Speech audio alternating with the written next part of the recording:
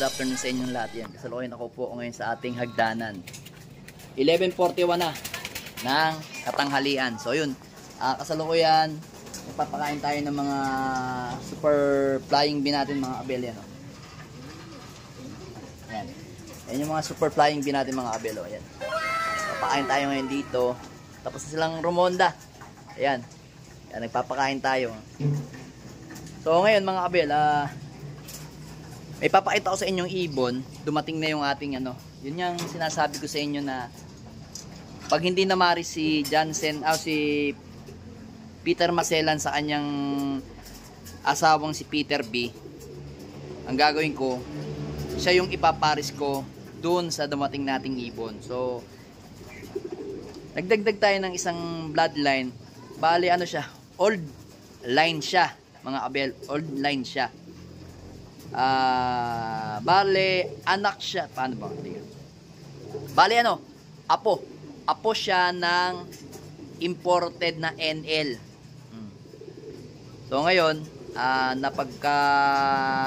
napagdesisyonan ko na kumuha ng bloodline nun kasi halos same lang sa bloodline ko dito. So akala ko nga noong una Peter siya, ngayon hindi pala. Ano pala siya? Ito ko na sa inyo, si Jansen pala siya. So yung Jansen na yun mga abel is Jansen, ang tatawag natin sa kanya is Jansen Cooper mga abel.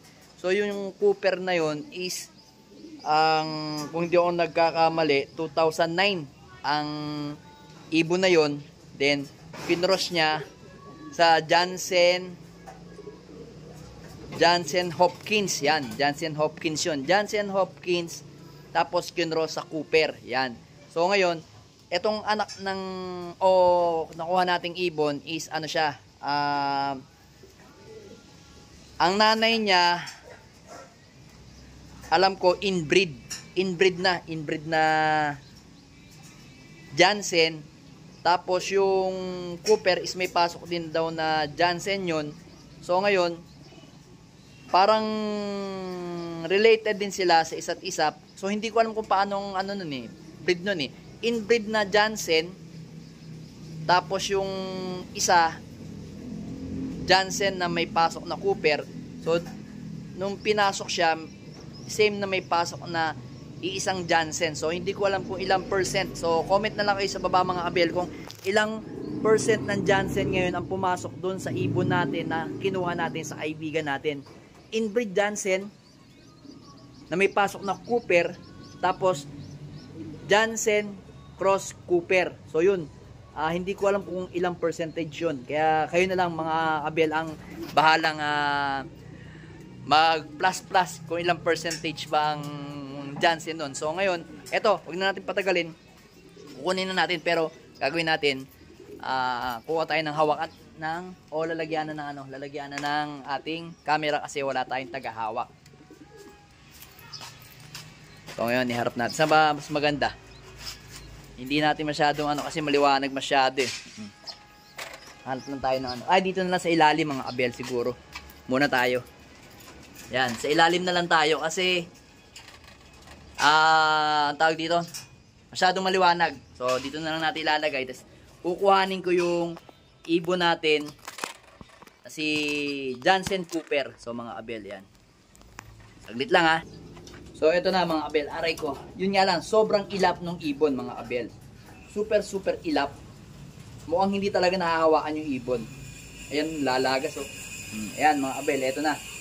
Yung ating Jansen Cooper. Ayan mga abel. Kita nyo, napakagandang ibon, solid Solid na ibon. Yung mata niya is chestnut eye mga abel. Medyo may pagkadilaw ng konti. Ayan napakagandang ibon, solid mga abel Kita nyo. Ibon ayan. Lapit tayo ng konti. Ayan solid. Breeder na breeder type mga abel. Talagang kinuha natin to kasi pang cross sa ibon natin. Ayan mga abel. Ayan, sa mga tumitingin ng likod. Ito is tatawagin natin si 15K. 15K to mga abel. Pero hindi 15K lang ang tawag dito mga abel. Si 15K. 15K ang tawag ko dito mga abel. Pero para hindi kayo maluto, si Jansen Cooper to mga abel. Yan, kita nyo ang haba ng haba ng kanyang killbone. Tapos mamuscle yung kanyang balikat. Mahabang ibon. Kita nyo, sobrang haba ng katawan ng ibon, no? Yan, no? Gandang ibon, no? Makinis na blue bar. Bihirang-bihira lang tayo makakita ng ganitong ibon na makinis na pagka blue bar. Yan mga abel, oh. Solid, oh. Solid yung ibon, oh. Oh, ayan. Solid yung ibon na nakuha natin. Ito yung pangkokross natin sa mga Peter at saka Jansen natin dito, mga abel. Tsaka sa dalawa nating magkaibang Jansen Arandok, mga abel. So, ito nga is, ang magulang nito is yung pinaka nakita kong pedigree nito, pinaka pangalawa sa fastest middle distance yung bloodline nito, yung pinaka ninuno nito. NL ngayon. Then ano ba? Ano pa nakalagay dun? Tapos si Hopkins naman, mga abel, Jansen Hopkins, ano siya, bale siya naman is nasa 800 kilometers yung 800 kilometers yung distance na kaya niyang liparin, na ipinanalo na, kung hindi ako nagkakamali, third place sa 800 kilometers distance yun, mga abel. So ang cross nga nung pinaka-ninuno nito is Jansen, alam ko may Jansen na Jansen Campus cross Jansen Hopkins, yan mga abel. Yan yung pinaka ninuno o mga lola nito, lolo-lola. Yan.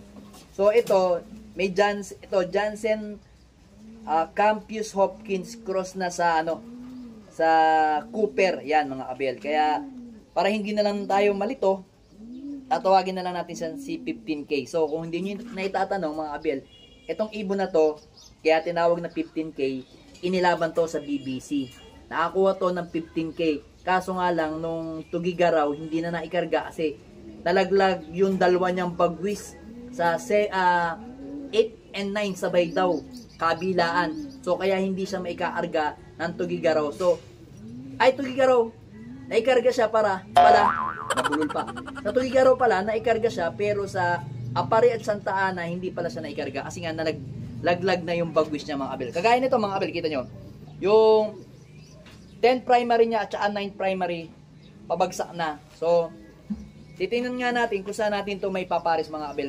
Pwede siya kay Peter Malapot or kaya kay Pete, ayun, nanlalagas, mga abel. Kita nyo yung ibon, sobrang talaga. Sobrang lakas. Hindi kasi nahahawakan. Talagang nasa na siya, nasa stockbird. So, itong ibon na to, possible ipasok natin kay Peter Maselan or kay Peter Malapot. Then, sisingsingan natin siya ng BBC, TGRC, at saka ng PUF. Tingnan natin kung alin yung magiging available na singsing sa atin. Yan. So, ito yung ating bloodline na 15K. Yan, 15K. Kita nyo, napakagandang ibon. Matay, medyo maliwanag. Madilim ng konti. Yan. Liwanag. Yan. Yan, mga abel, oh. Yan. Ito yung bloodline natin na si 15K. Gandang ibon, solid, oh. 15K. Solid na solid. 15K yan.